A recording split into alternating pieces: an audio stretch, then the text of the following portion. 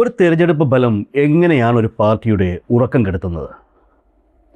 ആഘോഷിക്കേണ്ട ഒരു വിജയം എങ്ങനെയാണ് ഒരു ദുരന്തത്തിൻ്റെ മുന്നറിയിപ്പായി മാറുന്നത്? തിരഞ്ഞെടുപ്പ് ഫലം വന്നതിൻ്റെ പിറ്റേ ദിവസം മുതൽ കേരളത്തിലെ ഐക്യ ജനാധിപത്യ മുന്നണിക്ക് അഥവാ UDF കഷ്ടകാലം തുടങ്ങിയിരിക്കുകയാണ്. 140 അംഗ നിയമസഭയിൽ 102 സീറ്റുകളെന്ന കണ്ണഞ്ചിപ്പിക്കുന്ന ഭൂരിപക്ഷം നേടിയാണ് അവർ അധികാരത്തിലേക്ക് വരുന്നത്. സാധാരണഗതിയിൽ ഇത്രയും വലിയൊരു ഭൂരിപക്ഷം ലഭിച്ചാൽ ഫലം വന്നതിൻ്റെ പിറ്റേന്ന് തന്നെ മധുരം വിതരണം ചെയ്ത് ആർപ്പ് വിളികളോടെ സത്യപ്രതിജ്ഞാ ചടങ്ങുകളിലേക്ക് കടക്കേണ്ടതാണ്. എന്നാൽ ഇവിടെ എന്താണ് സംഭവിക്കുന്നത്? ഇതുവരെ കാര്യങ്ങളൊന്നും റെഡിയായിട്ടില്ല. ആരാകും മുഖ്യമന്ത്രി എന്നതിനെ ചൊല്ലിയുള്ള തർക്കങ്ങൾ, അടച്ചിട്ട മുറിക്കുള്ളിലെ വാഗ്വാദങ്ങൾ, ഡൽഹിയിൽ നിന്നുള്ള നിരീക്ഷകരുടെ പരക്കം പാച്ചിൽ, പുറത്ത് കാത്തു നിൽക്കുന്ന അണികൾക്കും ജനങ്ങൾക്കും യാതൊരു വ്യക്തതയുമില്ല. ഭരണ തുടക്കത്തിൽ തന്നെ ഇത്രയും വലിയൊരു പ്രതിസന്ധി UDF അടുത്ത കാലത്തൊന്നും നേരിട്ടിട്ടില്ല. ശരി, എങ്ങനെയെങ്കിലും ഈ മുഖ്യമന്ത്രി തർക്കം അവർ പരിഹരിച്ചു എന്ന് തന്നെ വയ്ക്കുക. ഒരാളെ മുഖ്യമന്ത്രിയായി പ്രഖ്യാപിച്ചാലും ഇനി എങ്ങനെ ഈ മുന്നണി സ്മൂത്തായി മുന്നോട്ട് പോകുമെന്ന് ആർക്കും ഒരു പിടിയുമില്ല എന്നതാണ് ഏറ്റവും ഭയപ്പെടുത്തുന്ന യാഥാർത്ഥ്യം. കാരണം കോൺഗ്രസിനുള്ളിലെ ഗ്രൂപ്പ് പോരുകൾ അത്രത്തോളം രൂക്ഷമാവുകയാണ്. വകുപ്പുകൾ വിഭജിക്കുമ്പോഴും ബോർഡുകളും കോർപ്പറേഷനുകളും വീതം വയ്ക്കുമ്പോഴും ഈ ഗ്രൂപ്പ് പോരുകൾ പൂർവാധികം ശക്തിയോടെ മറനീക്കി പുറത്തു വരും. കാൽ വഴുതിയാൽ വീഴാൻ കാത്തിരിക്കുന്ന സ്വന്തം പാർട്ടിക്കാർ തന്നെയായിരിക്കും ഭരണത്തിൻ്റെ ഏറ്റവും വലിയ വെല്ലുവിളി. 102 സീറ്റുകൾ നേടിയ ഒരു മുന്നണി നിയമസഭയിൽ യാതൊരു പേടിയുമില്ലാതെ നെഞ്ചു വിരിച്ച് 5 വർഷക്കാലം ഭരിക്കേണ്ടതാണ്. പ്രതിപക്ഷത്തിൻ്റെ അവിശ്വാസ പ്രമേയങ്ങളോ ഘടകകക്ഷികളുടെ വിലപേശലുകളോ അവരെ ഭയപ്പെടുത്താൻ പാടില്ലാത്തതാണ്. പക്ഷേ ഇവിടെ കാര്യങ്ങൾ നേരെ തിരിച്ചാണ്. ഭൂരിപക്ഷം കൂടുന്തോറും ഭയം വർദ്ധിക്കുന്ന ഒരു വിചിത്രമായ പ്രതിഭാസമാണ് നമ്മൾ കാണുന്നത്. ഇതിലെ ഏറ്റവും ശ്രദ്ധേയമായ കാര്യം കോൺഗ്രസിൻ്റെ സീറ്റ് നിലയാണ്. 102 സീറ്റുകളിൽ 63 സീറ്റുകളും നേടിയിരിക്കുന്നത് കോൺഗ്രസ്സാണ്. ഇതൊരു ചെറിയ സംഖ്യയല്ല. മുന്നണിയിലെ രണ്ടാം കക്ഷിയായ മുസ്ലിം ലീഗിൻ്റെ ഇടപെടലോ അവരുടെ വിലപേശലുകളോ പേടിക്കാതെ കോൺഗ്രസിന് ധൈര്യമായി ഭരിക്കാൻ ഈ 63 സീറ്റുകൾ ധാരാളമാണ്. കാരണം അവർക്ക് തനിച്ച് ഭൂരിപക്ഷത്തിലേക്ക് എത്താൻ ഇനി വെറും 8 സീറ്റുകൾ കൂടി മാത്രമേ വേണ്ടൂ. ലീഗ് വിട്ടുപോയാലും സർക്കാരിനൊന്നും സംഭവിക്കില്ല എന്നൊരവസ്ഥ. അതുകൊണ്ട് തന്നെ ഘടകകക്ഷികളുടെ സമ്മർദ്ദങ്ങൾക്ക് വഴങ്ങാതെ കോൺഗ്രസ്സിന് അവരുടെ നയങ്ങൾ നടപ്പിലാക്കാൻ സാധിക്കും. പക്ഷെ അത് നടക്കുമോ? അതാണ് ഏറ്റവും വലിയ ചോദ്യം. ആ ചോദ്യത്തിന് ഉത്തരം നൽകണമെങ്കിൽ നമ്മൾ കേരളത്തിലെ രാഷ്ട്രീയ ചരിത്രത്തിലേക്ക് ഒന്ന് തിരിഞ്ഞു നോക്കേണ്ടതുണ്ട്. കാരണം കോൺഗ്രസിനെ സംബന്ധിച്ച് 63 എന്നത് അത്ര നല്ലൊരു സംഖ്യയല്ല എന്നുള്ളതാണ് ചരിത്രം നൽകുന്ന പാഠം. കോൺഗ്രസിന് അതൊരു ഭാഗ്യസംഖ്യയല്ല, മറിച്ച് അതൊരു അപശകുനവുമാണ്. ഇതൊരു കേവലമായ വിശ്വാസമായിരിക്കാം, എന്നാൽ അതേസമയം കൃത്യമായ ചരിത്ര വസ്തുതകളുടെ അടിസ്ഥാനത്തിലുള്ള ഒരു നിരീക്ഷണം കൂടിയാണ്. ഇത് സംബന്ധിച്ച് പ്രമുഖ മാധ്യമപ്രവർത്തകനായ മുല്ല നാസർ അടുത്തിടെ ഫേസ്ബുക്കിൽ പങ്കുവച്ച ഒരു പോസ്റ്റ് രാഷ്ട്രീയ കേരളത്തിൽ വലിയ ചർച്ചയായിരിക്കുകയാണ്. അദ്ദേഹത്തിൻ്റെ പോസ്റ്റിലെ വാക്കുകൾ ഇങ്ങനെയാണ്: 63 MLA എന്നതൊരു അപശകുനമാണേ കോൺഗ്രസ്സുകാരെ. വിമോചന സമരശേഷം 1960 തിരഞ്ഞെടുപ്പ് നടന്നപ്പോഴും കോൺഗ്രസ് ഇത്ര തന്നെ MLA നേടിയിരുന്നു. നിയമസഭയിലെ ഏറ്റവും വലിയ ഒറ്റക്കക്ഷിയായി മാറിയിരുന്നു. എന്നിട്ട് 2 വർഷം കഴിഞ്ഞപ്പോൾ കോൺഗ്രസ് ഒറ്റയ്ക്ക് മന്ത്രിസഭ ഉണ്ടാക്കുകയും ചെയ്തു. കേരളം ആദ്യമായും അവസാനമായും കോൺഗ്രസ് ഒറ്റയ്ക്ക് ഭരിച്ചതെന്നാണ്. പിന്നീട് കോൺഗ്രസ് എന്നല്ല ഒരു പാർട്ടിയും സംസ്ഥാനം ഒറ്റയ്ക്ക് ഭരിച്ചിട്ടില്ല. 2 വർഷം തികയും മുൻപേ കോൺഗ്രസ്സുകാർ തന്നെ എതിർത്ത് വോട്ട് ചെയ്ത് ആ സർക്കാരിനെ വീഴ്ത്തി. നേതാക്കൾക്ക് മാനഹാനി, ജീവനഷ്ടം, പാർട്ടിക്ക് പിളർപ്പ്, ചില നേതാക്കളുടെ രാഷ്ട്രീയ അന്ത്യം എന്നുവേണ്ട എല്ലാ ദുരന്തങ്ങളും ആ 63 MLA കൊണ്ടുവന്നു. മുല്ല നാസറിൻ്റെ ഈ വാക്കുകൾക്ക് നമ്മൾ വലിയ പ്രാധാന്യം കൊടുക്കേണ്ടതുണ്ട്. കാരണം ഇന്ന് കോൺഗ്രസ് നേതൃത്വം ഭയപ്പെടുന്നതും അതുതന്നെയാണ്. ആ 63 MLA അന്ന് കൊണ്ടുവന്ന ദുരന്തങ്ങൾ, സർക്കാരിൻ്റെ തകർച്ച, സ്വന്തം പാർട്ടിക്കാരുടെ ഒറ്റിക്കൊടുക്കൽ, പ്രഗത്ഭരായ നേതാക്കളുടെ അകാല മരണം, പാർട്ടിയുടെ പിളർപ്പ്, ഓർക്കുമ്പോൾ തന്നെ നടുക്കമുണ്ടാക്കുന്ന സംഭവ വികാസങ്ങൾ. അത്രയ്ക്ക് ഭീകരമായ ഒരു UDF ഭരണകാലമായിരുന്നോ 1960 എന്താണ് അന്ന് സത്യത്തിൽ സംഭവിച്ചത്? വരും നാളുകളിൽ കേരള രാഷ്ട്രീയം എങ്ങനെയായിരിക്കുമെന്ന് പ്രവചിക്കാൻ ആ പഴയ ചരിത്രം നമ്മളൊന്ന് വിശദമായി തന്നെ അറിയേണ്ടതുണ്ട്. 1959 വിമോചന സമരത്തിന് ശേഷം കേരളത്തിലെ ആദ്യത്തെ കമ്മ്യൂണിസ്റ്റ് സർക്കാരിനെ കേന്ദ്രം പിരിച്ചുവിട്ടു. തുടർന്ന് 1960 കേരളം വീണ്ടും പോളിംഗ് ബൂത്തിലേക്ക് നീങ്ങി. കോൺഗ്രസും PSP എന്ന പ്രജാ സോഷ്യലിസ്റ്റ് പാർട്ടിയും മുസ്ലിം ലീഗും ചേർന്നുള്ള ഒരു മുക്കൂട്ട് മുന്നണിയായിരുന്നു അന്ന് ജനവിധി തേടിയത്. ഒറ്റക്കൊടിയിൽ 3 കൊടി, വോട്ട് കഴിഞ്ഞാൽ തമ്മിലടി എന്നതായിരുന്നു അന്ന് കമ്മ്യൂണിസ്റ്റുകാർ ഈ സഖ്യത്തെ പരിഹസിച്ചുകൊണ്ട് വിളിച്ച മുദ്രാവാക്യം. ആ മുദ്രാവാക്യം പിന്നീട് എത്രത്തോളം അനർത്ഥമായി എന്ന് ചരിത്രം തെളിയിച്ചു. ഇലക്ഷൻ ഫലം വന്നപ്പോൾ ആകെയുള്ള 126 സീറ്റുകളിൽ 63 സീറ്റുകൾ കോൺഗ്രസ് സ്വന്തമാക്കി. കൃത്യം പകുതി സീറ്റുകൾ. PSPക്ക് 20 സീറ്റും മുസ്ലിം ലീഗിന് 11 സീറ്റും ലഭിച്ചു. പ്രതിപക്ഷത്തെ പോലും അമ്പരപ്പിച്ചുകൊണ്ട് ഭരണം തുടങ്ങുന്നതിന് മുൻപ് തന്നെ മുന്നണിയിൽ കലഹം തുടങ്ങി. ഒന്നിച്ചു നിന്ന് വോട്ട് ചോദിച്ച മുസ്ലിം ലീഗിനെ ഫലം വന്നപ്പോൾ മന്ത്രിസഭയിൽ ഉൾപ്പെടുത്താൻ കോൺഗ്രസ് തയ്യാറായില്ല. ദക്ഷിണേന്ത്യയിൽ ലീഗുമായി ഭരണം പങ്കിട്ടാൽ അത് ഉത്തരേന്ത്യയിൽ കോൺഗ്രസിന് ദോഷം ചെയ്യുമെന്നായിരുന്നു ദേശീയ നേതൃത്വത്തിൻ്റെ വിചിത്രമായ വാദം. ആ വാദത്തിന് ഇപ്പോഴും വലിയ മാറ്റമൊന്നും വന്നിട്ടില്ല കേട്ടോ. രാഹുൽ ഗാന്ധി വയനാട് മത്സരിച്ചപ്പോൾ ലീഗിൻ്റെ കൊടിയുമായി എത്തിയവരുടെ അവസ്ഥയൊക്കെ നമ്മൾ കണ്ടതാണ്. PSPയും സ്വന്തം പാർട്ടിക്കാരും അന്ന് ലീഗിന് വേണ്ടി വാദിച്ചിട്ടും കോൺഗ്രസ് വഴങ്ങിയില്ല. ഒടുവിൽ KM നീതി സാഹിബിന് സ്പീക്കർ സ്ഥാനവും ഒരു രാജ്യസഭാ സീറ്റും നൽകി ലീഗിനെ ഒതുക്കി. എന്നാൽ നാടകം അവിടെ തീർന്നില്ല.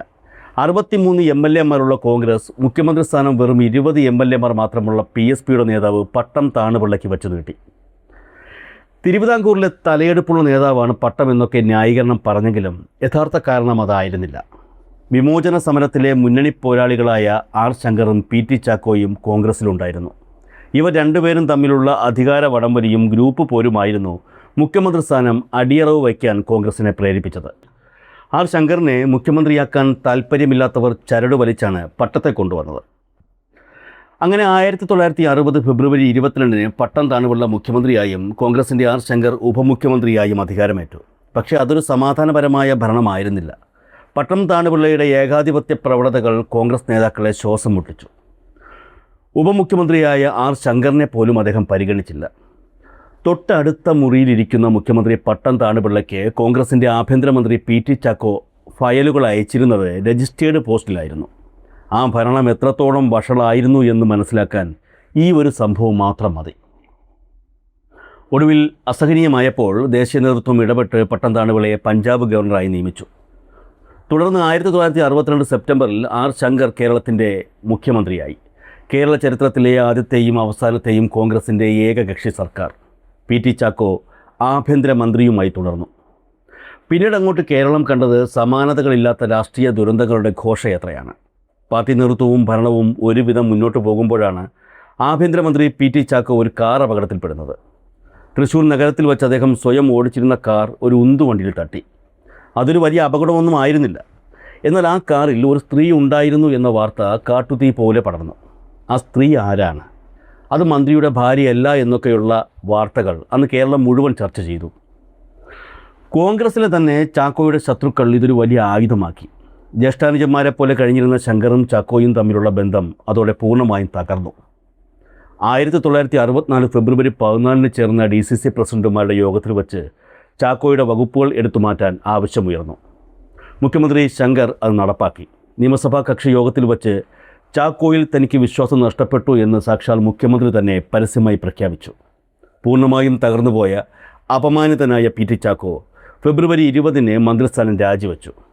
രാഷ്ട്രീയത്തെക്കാൾ നന്ദിയുള്ള പണി വക്കീൽ പണിയാണ് എന്ന് തുറന്നടിച്ചുകൊണ്ട് അദ്ദേഹം കോടതിയിലേക്ക് മടങ്ങി. എന്നാൽ ദുരന്തം അവിടെ അവസാനിച്ചില്ല. അധികം വൈകാതെ ഒരു കേസിൻ്റെ ആവശ്യത്തിനായി കോഴിക്കോടെത്തിയ PT ചാക്കോയ്ക്ക് ഹൃദയാഘാതം ഉണ്ടാവുകയും കോഴിക്കോട് മെഡിക്കൽ കോളേജിൽ വെച്ച് അദ്ദേഹം മരണപ്പെടുകയും ചെയ്തു. ചാക്കോയെ R ശങ്കർ കൂടോത്രം ചെയ്ത് കൊന്നതാണെന്ന് വരെ അന്ന് കേരളത്തിൽ പ്രചരിച്ചു. മഴയായതിനാൽ മൃതദേഹം നാട്ടിലെത്തിക്കാൻ മുഖ്യമന്ത്രി ഏർപ്പാടാക്കിയ പോലീസ് വാൻ തൃശ്ശൂരിൽ വെച്ച് ചാക്കോയുടെ അനുയായികൾ പിടിച്ചുവാങ്ങി. ഒരു തുറന്ന ലോറിയിൽ വിലാപയാത്രയായാണ് അവർ ആ മൃതദേഹം കോട്ടയത്തേക്ക് കൊണ്ടുപോയത്. ആ വിലാപയാത്ര കേരള രാഷ്ട്രീയത്തിൻ്റെ ഗതി മാറ്റിമറിച്ചു. ചാക്കോ ഗ്രൂപ്പുകാർ മുഖ്യമന്ത്രി ശങ്കറിനെതിരെ പരസ്യമായി യുദ്ധം പ്രഖ്യാപിച്ചു. അധികം വൈകാതെ നിയമസഭയിൽ പ്രതിപക്ഷം സർക്കാരിനെതിരെ അവിശ്വാസ പ്രമേയം കൊണ്ടുവന്നു. കേരളത്തിൽ നടുക്കിക്കൊണ്ട് ഭരണകക്ഷിയായ കോൺഗ്രസിലെ 15 MLA-മാർ സ്വന്തം സർക്കാരിനെതിരെ, സ്വന്തം മുഖ്യമന്ത്രിക്കെതിരെ വോട്ട് ചെയ്തു. 1964 സെപ്റ്റംബർ 8-ന് കേരളത്തിലെ ആദ്യത്തെ കോൺഗ്രസ് മന്ത്രിസഭ ദയനീയമായി താഴെ വീണു. അതൊരു സർക്കാരിൻ്റെ പതനം മാത്രമായിരുന്നില്ല, അതൊരു വൻ പ്രസ്ഥാനത്തിൻ്റെ പിളർപ്പായിരുന്നു. സ്വന്തം സർക്കാരിനെതിരെ വോട്ട് ചെയ്തവർ കോൺഗ്രസ് വിട്ട് പുറത്തുപോയി കേരള കോൺഗ്രസ് എന്ന പുതിയ പാർട്ടി രൂപീകരിച്ചു.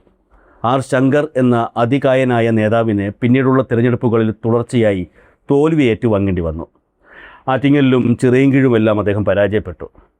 പിന്നീട് അദ്ദേഹത്തിന് മത്സരിക്കാൻ പോലും സീറ്റ് ലഭിച്ചില്ല. അങ്ങനെ ആ മഹാനായ നേതാവിൻ്റെ രാഷ്ട്രീയ ജീവിതം തന്നെ ദാരുണമായി അവസാനിച്ചു.